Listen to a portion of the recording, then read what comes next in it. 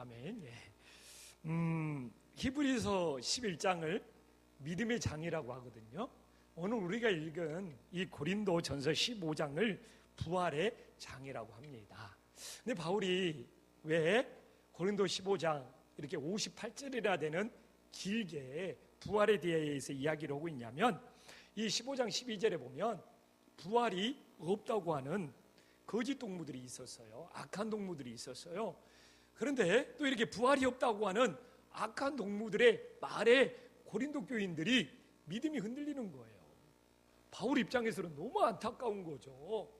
그래서 사도 바울이 이 고린도 전서 15장에 부활이 없다고 하는 자들에게, 흔들리는 고린도 교인들에게 예수님의 몸의 부활은 확실하다는 것을 증거하고 있는 말씀입니다. 그래서 오늘 말씀을 통하여 나는 예수님의 몸의 부활을 믿고 있는지, 또 내가 몸의 부활을 믿고 있으면 어떻게 신앙생활을 해야 되는지 깨닫고 우리들의 삶에 적용할 수 있는 은혜로운 시간이 될 수 있기를 간절히 소망합니다. 그래서 우리가 고린도전서 15장 20절과 23절에 보면 사도 바울은 고린도 교회에 부활이 없다고 하는 자들과 그 말에 흔들리는 자들에게 분명히 말씀하잖아요. 예수 그리스도가 부활의 첫 열매가 되는 거 아니냐, 예수 그리스도가 부활의 첫 열매가 되는 거 아니냐. 예수님이 이미 부활의 첫 열매를 보여줬기 때문에 그 이후로 두 번째, 세 번째, 네 번째 계속 부활의 열매가 있을 거라는 것을 사도 바울은 증언하는 것이죠. 그리고 오늘 오늘 이 본문에 들어와서 사도 바울이 좀 난해한 질문을 합니다. 좀 이렇게 어려운 질문을 해요. 죽은 자들을 위하여 세례받는 자들이 무엇을 하겠느냐는 질문을 하는데, 이게 성경에 난해 구절로 나와 있어요. 사도 바울이 죽은 자들의 세례를 언급하는 의도가 무엇이냐 이거예요. 당시에는 사람의 수명도 짧고 또 핍박도 심하고, 또 세례를 당장 죽은 것이 아니라 예수님 믿어도 1년, 2년, 3년 이렇게 시간이 걸려서 세례를 주기 때문에 예수님을 믿어도 세례받지 않고 죽었던 사람들이 많았나 봐요.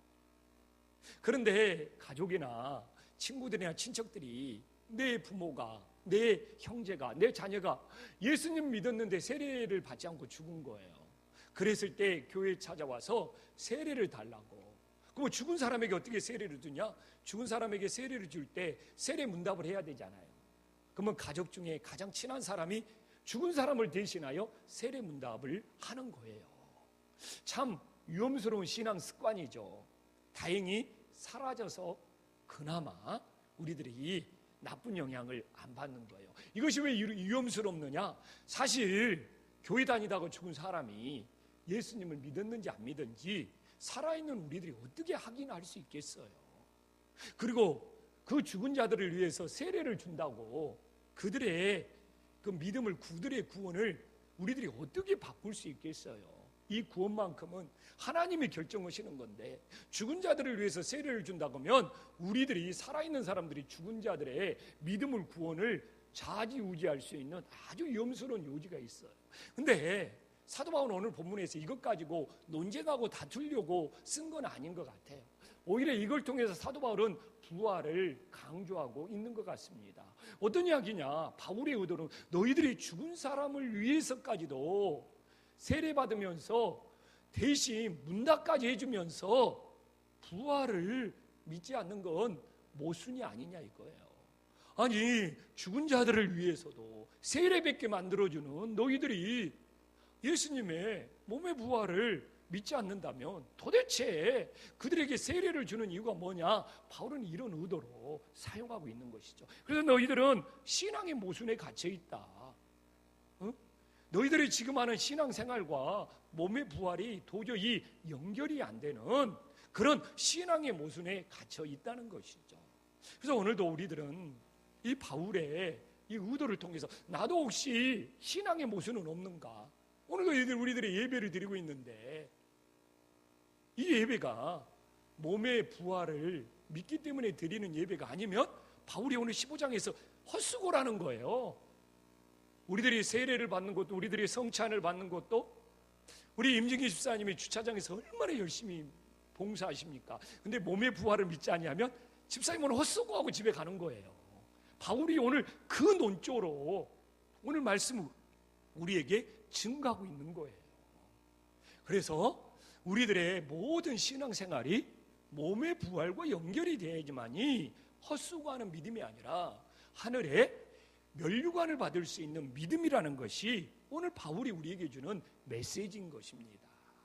그래서 오늘 우리는 혹시 나도 이렇게 예배드리고 기도하고 찬양하는 것이 예수님의 몸의 부활과 연결되지 않아서 행여나 헛수고하는 신앙이 되지 말고 모든 우리들의 신앙이 예수님의 부활과 연결될 수 있는 살아있는 믿음이 될 수 있기를 간절히 소망합니다.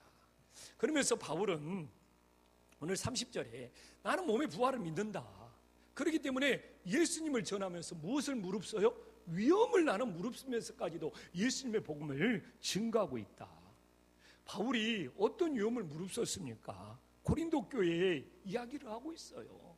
고린도후서 11장 26절에 보면 선교 여행을 하면서 강의 위험, 강도의 위험, 동족의 위험, 바다의 위험, 거지 정죄의 위험으로 사도 바울이 이런 위험을 무릅쓰고 나는 몸의 부활을 믿기 때문에 예수님의 복음을 증거한다고 말하고 있습니다.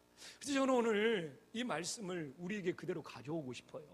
우리도 몸의 부활을 믿기 때문에 내 신앙생활을 하면서 예수님을 위하여 나도 몸의 이 위험을, 이런 강도나 이런 세상의 위험을 무릅써 본 적이 있느냐 이겁니다. 정말 예수님 때문에 나에게 위험이 닥쳤음에도 불구하고 그 위험을 무릅쓰고 예수님을 증거하고 전파하는 것이 몸의 부활을 믿는 믿음이라는 겁니다. 그런데 한국교회가 세상에서 잘 되는 축복만을 말하고 있어요. 그래서 예수님 믿다가 조금만 힘든 일이 생기고 예수님 믿다가 어려움이 생기고 예수님 믿다가 뭐 잘 안 되는 것이 되면 하나님을 원망하고 불평하는 그런 신앙들이 너무너무 많다는 것이죠. 그래서 우리들이 정말 예수님을 위해서 위험을 무릅쓰는 것이 없다면 몸의 부활을 믿는 진짜 믿음이냐 이겁니다.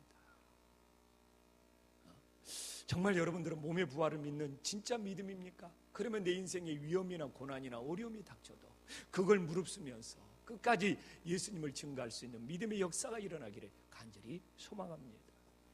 지난주 세미나 갔는데 이상재 선교사님, 아프리카 감비아 선교사님하고 방을 같이 썼어요. 거기서 아프리카 감비아에서 사는 이 생활의 이야기를 들으니까 너무너무 존경스럽더라고요. 너무나 많은 위험, 너무나 많은 고난을 무릅쓰고 이 고아들 24명, 25명을 키우는, 그것도 사모님도 없이 혼자서 참 존경스럽더라고요. 파송한 교회가 없어서 선교비 후원도 너무너무 작아요. 한국에 들어올 비행기표가 없대요. 그래서 매달 선교비에서 조금씩 아껴야 된대요. 내년에는 들어올 수 있는 그런 여건도 안 되나 봐요. 그런데도 이번에도 감비아 내전이 일어났음에도 불구하고 위험을 무릅쓸 수 있어서 그래서 순교할 수 있는 것을 감사함으로 받아들이는 그 감비아 이상재 선교사님이 참 존경스럽더라고요. 그래서 제가 7월 23일에 선교사님 청소년부학 한번 나눴으면 좋겠다. 그래서 이렇게 불렀어요. 그리고 우리 그날 오후에 청년부하고도 이렇게 한번 만남을 가졌으면 참 좋겠다.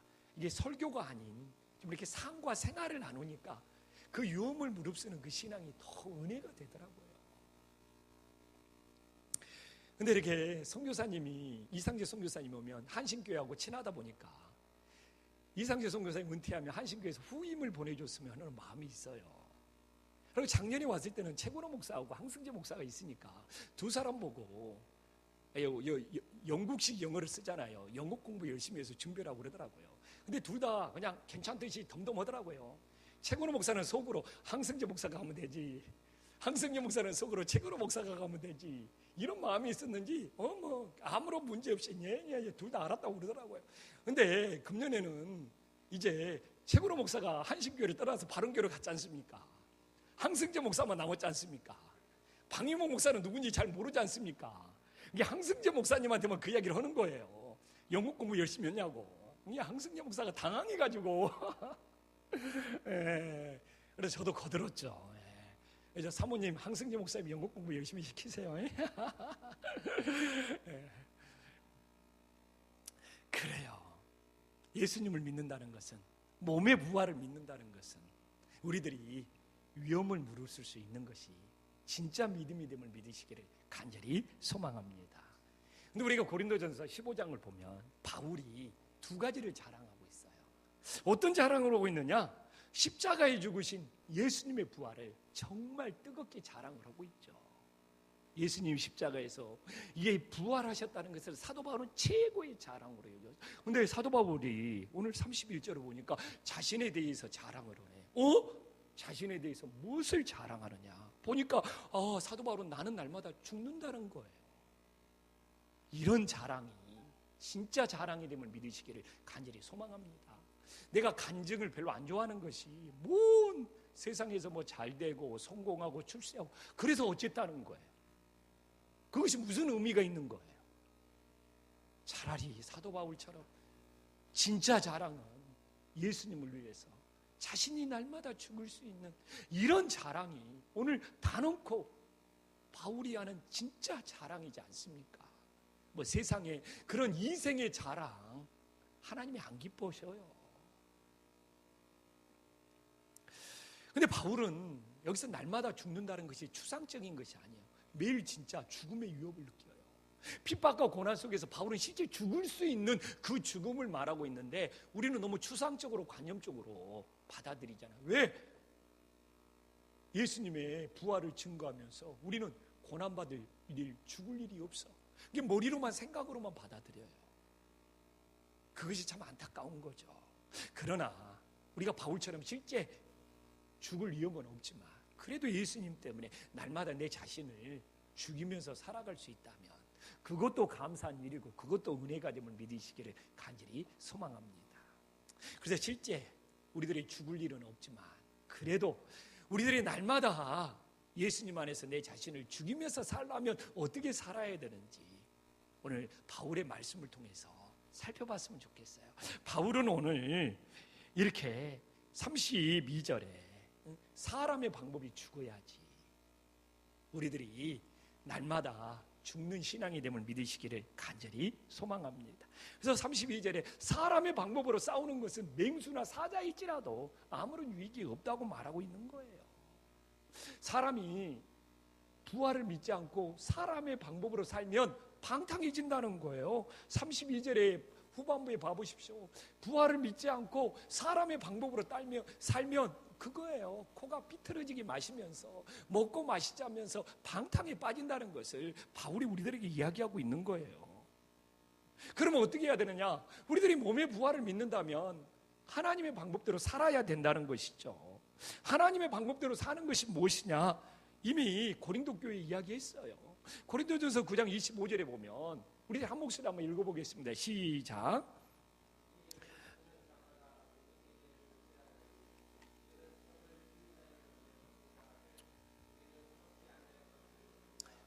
그렇습니다. 사람의 방법으로 사는 사람들은 그냥 자기 하고 싶은 대로 방탕한 방법을 살아요.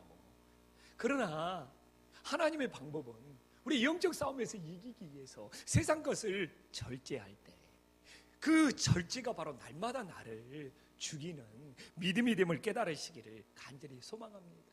그래야지 썩지 않을 부활의 면류관을 받을 수 있는 것이죠. 또 하나는 무엇입니까? 오늘 바울은 그런 이야기를 하잖아요. 악한 동무들에게 속는 것이 죽어야 돼요. 여러분, 내 교만이 죽고 내 자아가 죽으면 거짓의 악한 것에 속을 일이 없는 것이죠. 그래서 오늘 33절에 보면 속지 말라. 악한 동무들은 선한 행실을 더럽히나니. 그래서 사단이 이 마귀가 우리를 넘어지게 하는 방법이 뭐예요? 속이는 겁니다. 끊임없이 속이는 거예요. 근데 마귀가 사탄이 나타나서 우리를 속입니까? 주변 친구들, 주변 동무들을 통해서 우리를 속이는 거예요. 그래서 신앙생활하면서 진짜 좋은 친구, 좋은 동무, 좋은 동역자를 만나는 것은 감사한 일이에요. 제가 그래도 목회하면서 제일 감사하는 것은 신학교 들어가서 좋은 동기, 좋은 동무들을 만났다는 거예요. 뭐 많은 일들이 있지만 그래도 내 동기, 내 이 동무들과 기숙사 생활을 하면서 새벽을 깨고 기도했어요.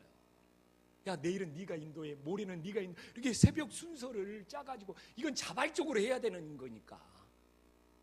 그래서 그렇게 그러다 보니까 우리 신학과뿐만 아니라 다른 과 애들도 새벽 기도에 참석해서 참 은혜로운 새벽 기도를 이게 신학교 기숙사 시절에 오면서 했고, 그걸 대학원에 가서도 대학원 기숙사에 있으면서도 새벽을 깨워서 늘 이렇게 기도의 동역자들과 함께 기도했던 그 은혜가 있어요. 근데 또 감사한 것은 학교 생활을 마치고 기숙사 생활이니까 저녁에 도서관에서 공부하다가 10시 반, 11시가 되면 기도실에 또 그 친구들이 모여들어요.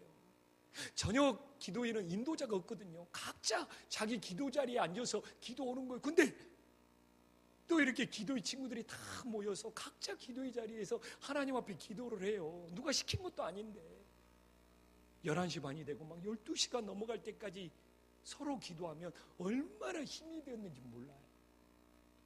지금 생각해보다 하나님께서 나에게 이 기도의 동무들을 보내주신 것이 얼마나 감사한지. 지금도 내 목회가 하나님이 내 목회를 조금이라도 불쌍히 여겨주는 것이 있다면 그렇게 그때 기도의 동무들과 함께 모여서 정말 새벽이고 저녁이고 함께 기도했던 그 은혜가 아닌가 떠올려 볼 때가 있습니다.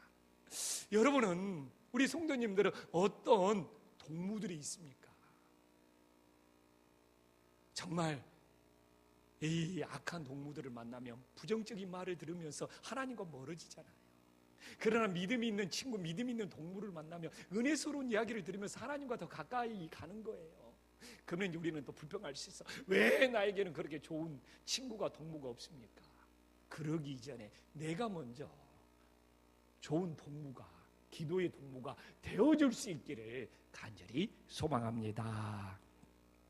또 바울은 속지 않으려면 어떻게 해야 된다고 말하고 있습니까? 우리들이 속지 말아야 돼요. 그럼 어떻게 해야 되느냐? 다른 방법 없어요. 바울은 오늘 이 고린도전서 15장을 시작하면서 3절과 4절에 이미 우리들에게 성경대로 부활을 믿고 성경대로 예수님을 믿어야 된다고 말하고 있어요. 말씀을 벗어나지 말라. 말씀을 벗어나서 막 뭔가 신비한 것을 찾으려고 하는 것은 교만이에요. 저는 목회를 하면 할수록 말씀으로 돌아가고 성경으로 돌아가는 것 같아요. 아담과 하와가 왜 뱀에게 속았습니까? 말씀대로 믿는 걸 잃어버렸기 때문에 그래요. 자, 창세기 2장 17절에 보면 하나님은 선악과 따먹으면 반드시 죽는다고 말했어요. 근데 하와가 3장 3절에서 말씀을 변질시킨 거 보세요. 죽을까 하노라.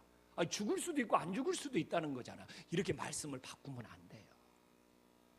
이렇게 말씀을 변질시키면 안 돼요. 그러니까 마귀가 그 말씀을 받아서 어떻게 결코 죽지 않으리라. 세상에 하나님이 반드시 죽는다는 것이 나중에는 어떻게 바뀌어버리는 거예요? 결코 죽지 않는데요. 왜? 하와가 말씀을 왜곡시키고 변질시켜버렸어요. 죽을까 하노라.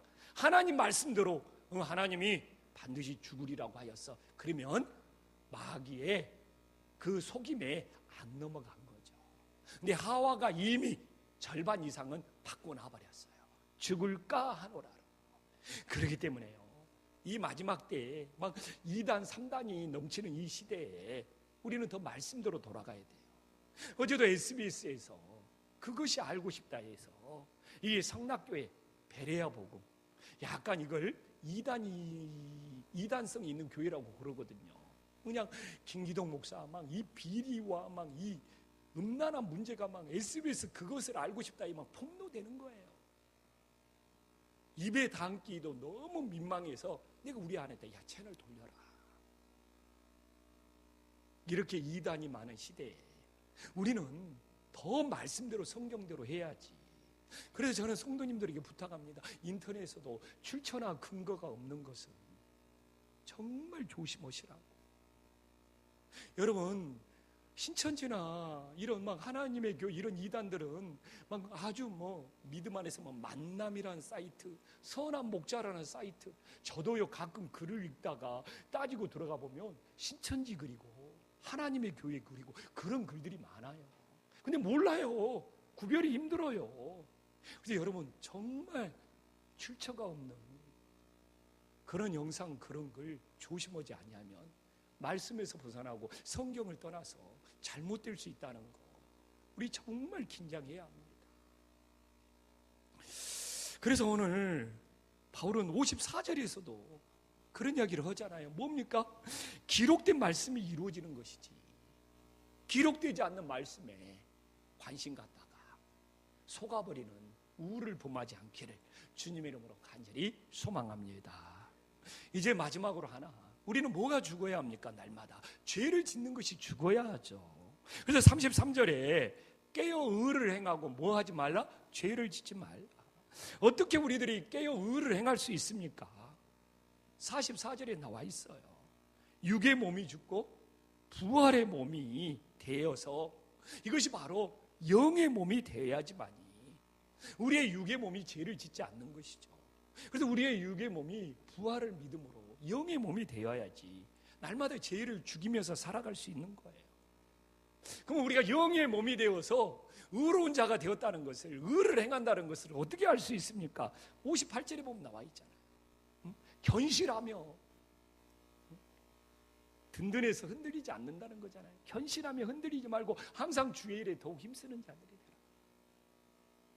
이것이 바로 날마다 죄를 죽이면서 주님과 함께 살아가는 믿음이죠.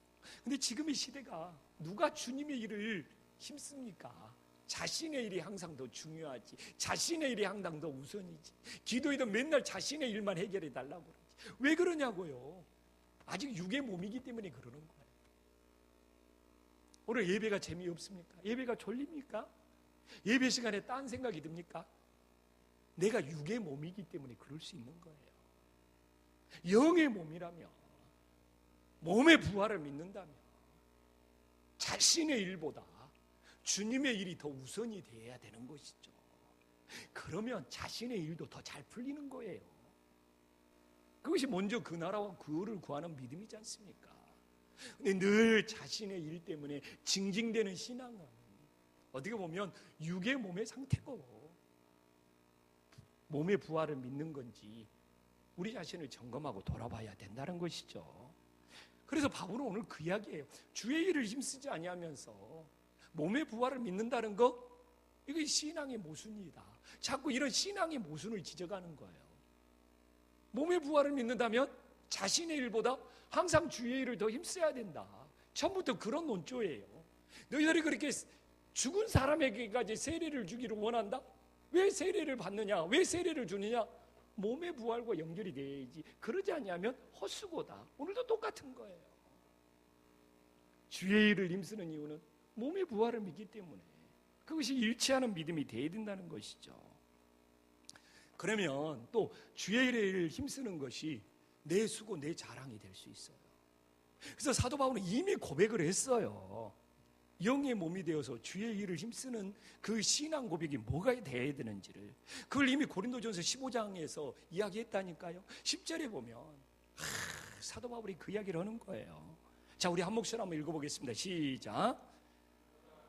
나의 나된 것은 하나님의 은혜로 된 것이니 내게 주신 그의 은혜가 헛되지 아니하여 내가 모든 사도보다 더 많이 수고한 것이었으나 내가 한 것이 아니요 오직 나와 함께 하신 하나님의 은혜. 이야, 사도 바울이 훨씬 다른 사도들보다 수고를 많이 했잖아요. 그러면 약간 손해보는 느낌이 드는 거예요. 근데 뭐라고 해요? 더 수고할 수 있는 것도 주님의 은혜라는 거예요. 모든 모임이 그래요. 좀 더 일하는 사람이 있고요, 좀 더 일을 안 하는 사람이 있어요. 그럴 때 좀 더 일하는 사람은 약 올라. 늘 일도 안 하면서 그냥 와가지고 숟가락만 얹는 사람 보면 사실 약 오르죠. 근데 사도 바울은 그것조차도 뭐예요? 내가 더 일할 수 있는 거, 내가 더 섬길 수 있는 거, 내가 더 봉사할 수 있는 거, 이것이 뭐라고요? 은혜라는 거예요.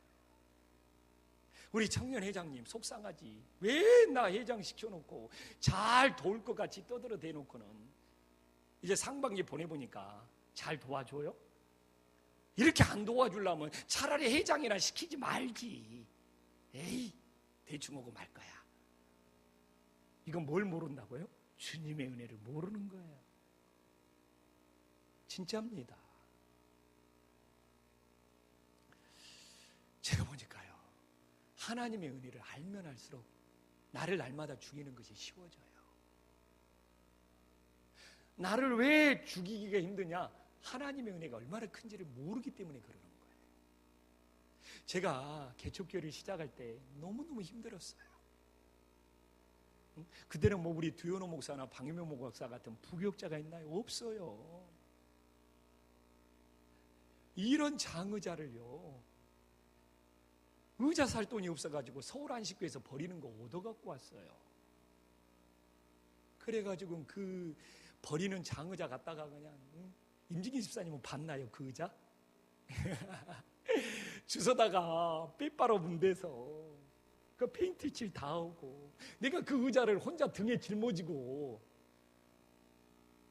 본당 안에 넣었다 뺐다 다 하고, 그 좁은 통로로 2층까지 오르락 내리락 다 한 거 아니에요. 혼자 한 거예요. 혼자. 왜 이렇게 외로운지, 왜 이렇게 서러운지, 왜 이렇게 눈물 난지. 우리 집 아내는 뭐 있냐고요? 아, 수아가 3살이고 하민이가 5살인데, 아우, 3살짜리 수아가 얼마나 울어대는지. 그냥 엄마만 안 보이면 울어대요. 그냥 징징대고. 아니, 내가 설교를 하는데 금요일날 저녁인데 우리 아내와 수아와 하민이만 있는 거예요. 근데 수아가 오줌 내롭대요. 화장실을 가야 돼요. 우리 집사람이 수아를 데리고 화장실에 가니까 하민이가 따라 나가버리는 거예요. 설교를 계속 해야 되나 멈춰야 되나. 야, 계속 할 수도 없고 멈출 수도 없고 어떻게 해요? 화장실 갔다 올 때까지 기다렸다가 했지. 근데 서럽더라고요. 정말 눈물 나고.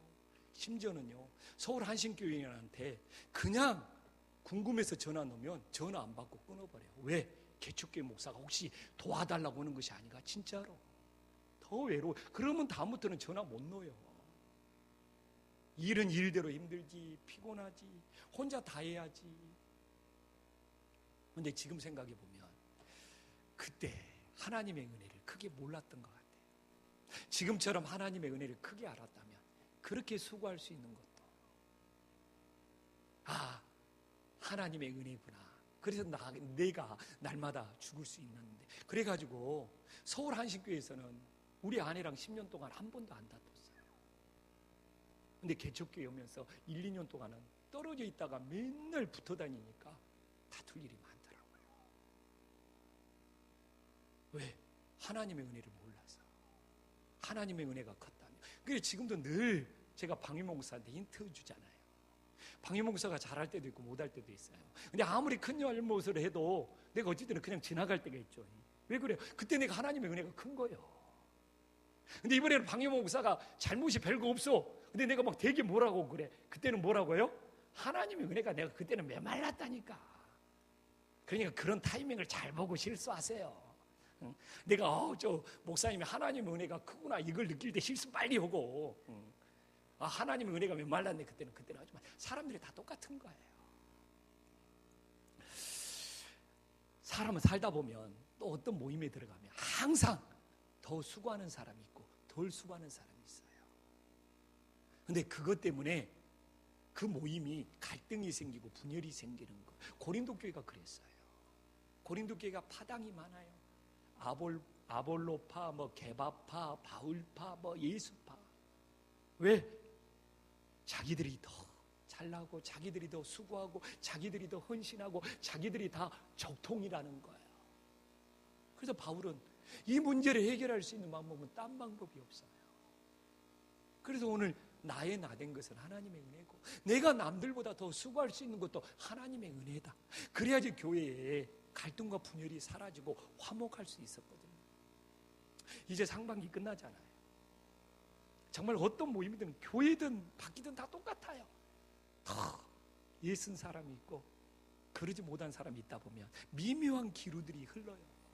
그럴 때 오늘 사도 바울의 고백을 보면서 내가 더 헌신할 수 있는 것도, 나의 나된 것도 하나님의 은혜라고 하면서 나를 날마다 죽일 수 있을 때, 그때 가정의 평화, 교회의 평화, 하나님의 평화가 우리 곁에 찾아옴을 믿으시기를 주님의 이름으로 간절히 소망합니다. 기도하겠습니다.